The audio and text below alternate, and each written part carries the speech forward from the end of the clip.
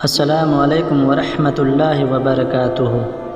پیارے دوستو، اسلامک مہینے کے حساب سے 10واں مہینہ رمضان کے بعد میں شوال کے پہلی تاریخ کو عید الفطر کا تہوار منایا جاتا ہے، اور عید الفطر کے 70 دنوں کے بعد میں یعنی کہ 2 مہینے 10 دن کے بعد میں عید الاضحیٰ یعنی کہ بقرعید کا تہوار منایا جاتا ہے۔ پیارے دوستو، اسلامک مہینے کے حساب سے 10واں مہینہ رمضان کے بعد میں شوال کی پہلی تاریخ کو عید الفطر کا تہوار منایا جاتا ہے، اور عید الفطر کے 70 دنوں کے بعد میں یعنی کہ 2 مہینے 10 دن کے بعد میں عید الاضحیٰ یعنی کہ بقرعید کا تہوار منایا جاتا ہے۔ بقرعید کا تہوار اسلامک مہینوں کے حساب سے 12ویں مہینے یعنی کہ آخری مہینے میں منایا جاتا ہے۔ اس کے بعد محرم الحرام کا مہینہ شروع ہو جاتا ہے، جو اسلامک سال کا پہلا مہینہ ہوتا ہے، یعنی کہ محرم کے مہینے میں اسلامک سال کی شروعات ہو جاتی ہے۔ یاد رہے، بقرعید کا تہوار ذی الحجہ کی 10، 11 اور 12 تاریخ کو منایا جاتا ہے۔ عید الاضحیٰ اسلام کا دوسرا بڑا تہوار ہے۔ یہ عید سنت ابراہیمی کے نام سے بھی جانی جاتی ہے۔ جس طرح سے عید الفطر رمضان کے مہینے میں روزہ رکھنے کی خوشی میں منائی جاتی ہے، ٹھیک اسی طرح سے عید الاضحیٰ بھی حج پورا ہونے کی خوشی میں منایا جاتا ہے۔ عید الاضحیٰ کے دن سبھی مسلمان بھائی سب سے پہلے عیدگاہ میں جاتے ہیں اور نماز ادا کرتے ہیں۔ اس کے بعد میں اپنے اپنے گھروں میں آ کر اپنے پالے ہوئے جانوروں کی قربانی کرتے ہیں۔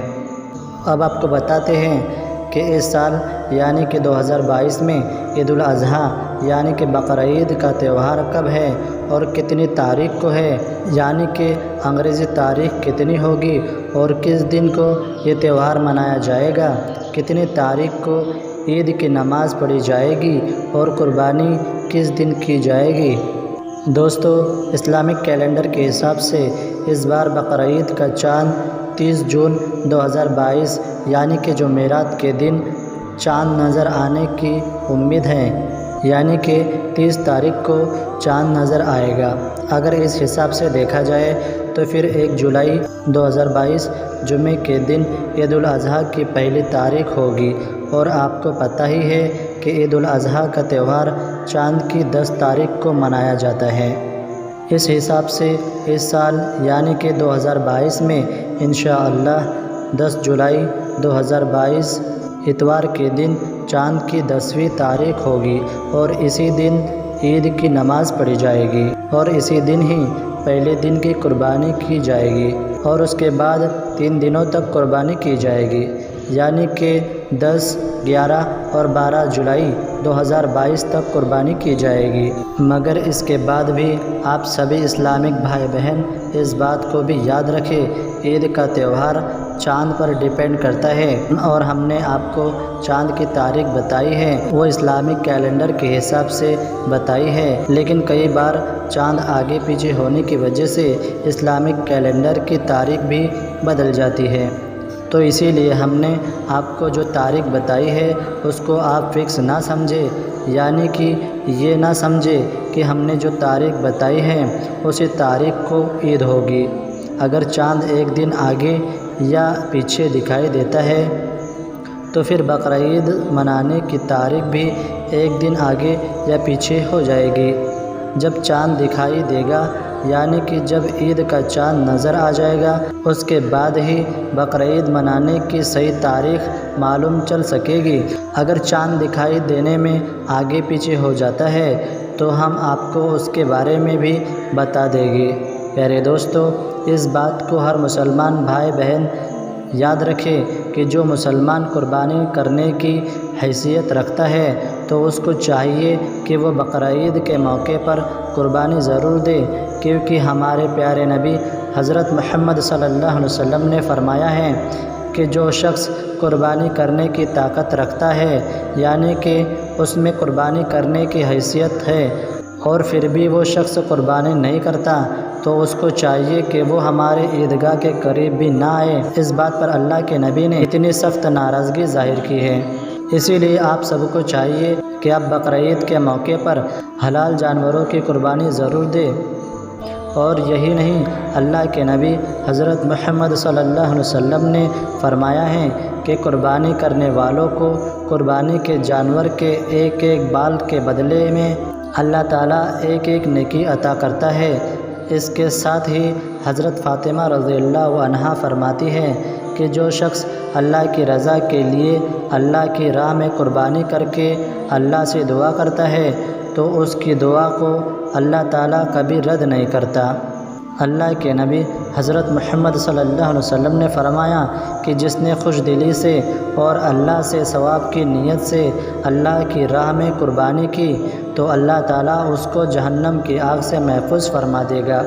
اور یہی نہیں، اللہ کے نبی نے فرمایا کہ قربانی کرنے والے کے پلڑے میں قربانی کے جانوروں کو رکھ دیا جائے گا، جس سے اس کے نیکیوں کا پلڑا جھک جائے گا اور بھاری ہو جائے گا، اور پھر اسے جنت میں داخل کر دیا جائے گا۔ آپ صلی اللہ علیہ وسلم نے فرمایا کہ عید الاضحیٰ کے دن اللہ تعالیٰ کو ایسی کوئی بھی نیکی پسند نہیں جو خون بہانے سے زیادہ پیاری ہو۔ یہ قربانی کل قیامت کے دن اپنے سینگوں، بالوں اور کھوروں کے ساتھ میں آئے گی، اور قربانی کا خون زمین پر گرنے سے پہلے ہی قربانی کرنے والے کے تمام گناہوں کو معاف کر دیا جائے گا۔ تو پیارے دوستو، ان سب حدیثوں سے ہمیں معلوم چلتا ہے کہ بقرعید پر قربانی کرنے کی بہت ہی زیادہ برکت اور فضیلت ہے، اور اللہ نے اس کا بہت ہی بڑا انعام رکھا ہے۔ تو اسی لیے ہر اس مسلمان کو چاہیے کہ جو قربانی کرنے کی حیثیت رکھتا ہے وہ عید کے موقع پر قربانی ضرور کرے۔ اگر کوئی شخص یہ سوچتا ہے کہ وہ قربانی کی جگہ پر کسی غریب کی مدد کر دے گا یا کسی ضرورت مند کو صدقہ یا خیرات دے دے گا تو اس کی طرف سے قربانی ہو جائے گی۔ تو یاد رکھیں، ایک مسلمان کا ایسا سوچنا بھی غلط ہے، کیونکہ اسلام میں قربانی کا کوئی بھی بدل نہیں ہے۔ قربانی کی جگہ پر قربانی ہی کرنی ضروری ہے۔ قربانی کے لیے جب بھی کوئی جانور خریدو تو پہلے آپ یہ ضرور دیکھ لو کہ قربانی کا جانور موٹا، تازہ اور خوبصورت ہو۔ اس کے آنکھ، پاؤں، سینگ، سب چیزوں کو اچھی طرح سے آپ دیکھ لو۔ اکثر لوگ قربانی کا جانور خریدتے وقت ان چیزوں کو نہیں دیکھتے اور وہ ایسے ہی جانوروں کو خرید لیتے ہیں جس سے ان کی قربانی مکروہ ہو جاتی ہے۔ مگر دوستو، آپ نے ایک بات پر تو غور کیا ہوگا کہ کچھ لوگ ایسے ہیں جن کی بقرعید کا تہوار قریب آتے ہی ان کا پشو پریم جاگ جاتا ہے، یعنی کہ اچانک سے وہ جانوروں کے ہمدرد بن جاتے ہیں۔ ایسے لوگ بقرعید کے قریب آتے ہی سامنے آتے ہیں اور سوشل میڈیا پر بکواس کرنا شروع کر دیتے ہیں، اور وہ بولنے لگ جاتے ہیں کہ مسلمان جانوروں پر اتیاچار کرتے ہیں اور بے زبان جانوروں کی ہتیا کرتے ہیں، ان کا قتل کرتے ہیں۔ یہ وہ لوگ ہوتے ہیں جو سال بھر جانوروں کو بھولے ہوئے ہوتے ہیں، کیونکہ سال بھر ہم آئے دن دیکھتے رہتے ہیں اور سنتے رہتے ہیں کہ کس طرح سے جانور بھوک کی وجہ سے مرتے ہیں، سڑکوں پر پلاسٹک کھا کھا کر اپنا پیٹ بھرنے کی کوشش کرتے ہیں۔ اور یہی نہیں، اس طرح سے سینکڑوں کی تعداد میں آوارہ جانور ہڑدنگ کرتے ہیں، اور کئی جگہ پر تو یہ بھی دیکھنے کو ملتا ہے کہ یہ آوارہ جانور سڑکوں پر کس طرح سے تڑپ تڑپ کر مر جاتے ہیں، مگر اس وقت ایسے لوگوں کی آنکھیں بند ہو جاتی ہیں، ایسے لوگ اس وقت سامنے نہیں آتے ہیں۔ لیکن جب بقرعید کا تہوار جیسے ہی قریب آتا ہے تو اچانک سے ایسے لوگوں کا پشو پریم جاگ جاتا ہے اور سامنے آ کر وہ بھونکنا شروع کر دیتے ہیں۔ ایسے لوگ کبھی تو کہتے ہیں کہ جانوروں کی قربانی پر روک لگنی چاہیے، اس کے خلاف سخت قانون بنانا چاہیے، تو یہ کبھی کہتے ہیں پر بین لگنا چاہیے۔ ان لوگوں کو شاید یہ معلوم نہیں ہوتا ہے کہ مسلمان کو جانوروں سے بہت ہی زیادہ پیار ہے، یعنی کہ مسلمان جانوروں سے بہت ہی زیادہ پیار کرتے ہیں، اور اتنا پیار کرتے ہیں کہ جتنا شاید آپ بھی نہیں کرتے ہوگے۔ مگر قربانی کرنا اسلام کے احکام سے جڑا ہوا ہے۔ جس طرح سے آپ لوگ پشوؤں کی بلی دیتے ہیں اسی طرح سے ہمارے اسلام میں قربانی دینے کا حکم ہے۔ تو اسی لیے مسلمان اس تہوار پر حلال جانوروں کی قربانی کرتے ہیں۔ تو پیارے دوستو، یہ تھی ہماری آج کی ویڈیو۔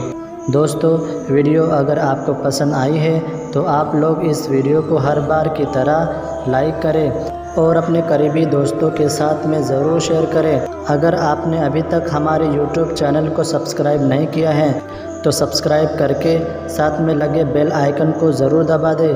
ہم ملتے ہیں ایک نئی ویڈیو کے ساتھ میں، تب تک کے لیے السلام علیکم، اللہ حافظ۔